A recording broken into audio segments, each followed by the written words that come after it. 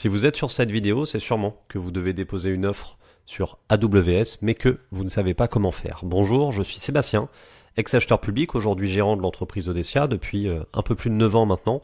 On accompagne les entreprises à répondre au marché public. Aujourd'hui, on va voir comment déposer une offre sur AWS. Alors, la première chose à faire de votre côté, c'est de vous connecter sur marché-public.info. Vous allez arriver sur cette page. Une fois sur cette page, vous allez cliquer sur fournisseur. Ici, il y aura deux options. Soit vous êtes déjà inscrit et dans quel cas vous allez devoir mettre votre nom d'utilisateur et votre mot de passe, soit vous ne l'êtes pas encore et je vous invite à inscrire votre société sur cette plateforme.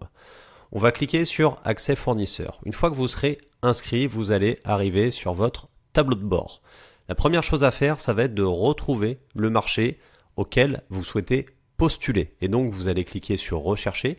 Et une fois avoir cliqué sur rechercher, vous allez cliquer sur consultation en cours. Là, vous allez avoir plusieurs critères permettant d'affiner votre recherche et donc de trouver l'appel d'offres auquel vous souhaitez répondre. Admettons qu'on souhaite répondre à un marché de travaux, un marché de peinture, précisément, qui va se trouver dans le Val d'Oise.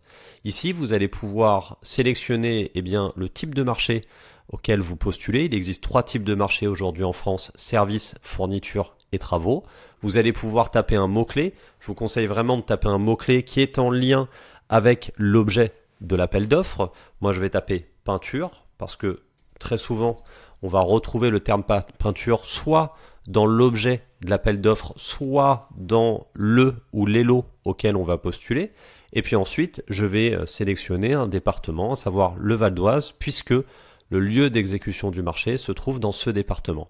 Sachez que vous pouvez avoir plus de critères en cliquant sur le bouton plus. Vous pouvez sélectionner le type de procédure, certains critères particuliers, le type d'acheteur, les segments d'achat avec les codes CPV. Alors, c'est un petit peu compliqué parce que parfois les codes CPV peuvent être erronés dans les différents documents que vous allez retrouver dans le DCE, dossier de consultation des entreprises, et enfin le lieu d'exécution du marché. Admettons que vous avez complété ces 3 champs, vous cliquez sur la petite loupe ici. Une fois que vous avez cliqué sur la petite loupe, vous voyez que les résultats du marché apparaissent. Et ici, on a 3 résultats.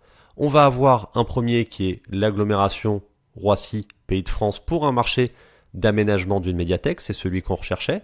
Ici, vous allez avoir la construction d'un nouveau siège d'agglomération et ici, la réalisation d'un équipement sportif. Tous les marchés se présentent exactement de la même manière. Vous allez avoir l'objet du marché ici, la référence, le nom de l'acheteur, la date à laquelle le marché a été publié et la date de clôture. Ce qui est très important bien évidemment parce que si vous passez cette date de clôture, vous ne pourrez plus envoyer votre réponse à un appel d'offres. Ensuite, vous voyez que sur la droite, on a plusieurs petites icônes. On va avoir ici la possibilité de voir l'avis. On va pouvoir télécharger le règlement de la consultation. On va pouvoir ici télécharger le dossier de consultation des entreprises et ici déposer. Sachez par ailleurs que vous pouvez poser des questions sur la plateforme. Moi, je vous invite à le faire très vite puisque très souvent, vous ne pouvez plus poser de questions entre 5 et 7 jours avant la date limite de remise des offres. Donc par exemple ici, si on pense qu'à présent, si la réponse est le 16 février, je suppose qu'à partir du 8, 9 ou 10 février, vous ne pourrez plus poser de questions. Donc lisez bien les documents de la consultation, lisez bien le cahier des charges, le CCTP, le bordereau de préunitaire. Si vous avez des questions sur un de ces documents, sur les besoins qui sont exprimés par l'acheteur, posez-les le plus vite possible. Vous, ça vous permettra bien évidemment d'en prendre connaissance rapidement et de pouvoir ensuite en tenir compte. Et bien sûr, ça vous permettra surtout d'être encore en mesure de le faire avant que l'acheteur ferme cette possibilité. Maintenant, pour déposer, vous avez juste à cliquer ici sur déposer. Vous allez avoir une nouvelle fenêtre qui va s'ouvrir avec dans un premier temps une acceptation toute simple à faire qui est l'acceptation des conditions générales d'utilisation. Donc pour ce faire, vous cliquez ici. Vous cliquez ensuite sur suivant et vous arrivez ici, comme vous pouvez le voir, sur une deuxième fenêtre avec la sélection de tous les lots. Donc là, c'est très simple. Il faut sélectionner le ou les lots auxquels vous répondez. Ici, en l'occurrence, on va répondre au lot peinture. Mais pour complexifier un petit peu la chose et pour que vous puissiez voir à quoi ça peut ressembler, on va se dire qu'on va aussi répondre au lot revêtement de soldure. Une fois que vous avez sélectionné vos lots ou votre lot, vous cliquez sur suivant. Et là, vous allez voir qu'on va avoir plusieurs encadrés dans lesquels on va pouvoir à la fois y insérer nos pièces de candidature, à la fois y insérer nos pièces concernant les différents lots auxquels vous allez postuler. Donc ici pour la candidature, comme vous pouvez le voir, ici pour les offres, d'accord ? Il est très important de comprendre qu'il faut déposer autant d'éléments offres que de lots auxquels vous répondez. Donc imaginez par exemple que dans le règlement de la consultation, il y ait l'obligation de délivrer un acte d'engagement, eh bien vous allez devoir insérer un acte d'engagement pour le lot 4, mais aussi un acte d'engagement pour le lot 5. Donc, si vous voulez déposer des éléments, c'est très simple, vous cliquez sur l'encadré en question. Admettons par exemple, ici, qu'on souhaite déposer des éléments concernant la candidature. Vous allez cliquer ici et vous allez sélectionner un fichier. Admettons par exemple que je souhaite déposer l'attestation sur l'honneur. Je vais faire un double clic et vous allez voir que mon fichier va se charger. Vous voyez le statut, d'ailleurs ici, chargé. Vous pouvez très bien, si vous le souhaitez, admettons par exemple que vous ayez... que vous êtes trompé sur une pièce, vous pouvez la supprimer.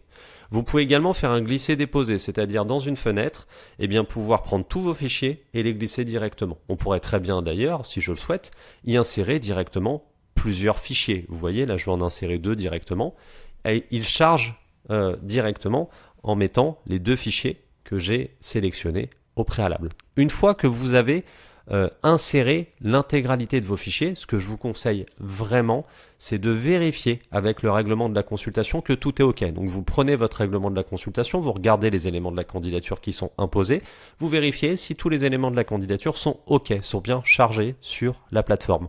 Vous faites pareil avec l'offre et redoublez de vigilance sur l'offre. Pourquoi ?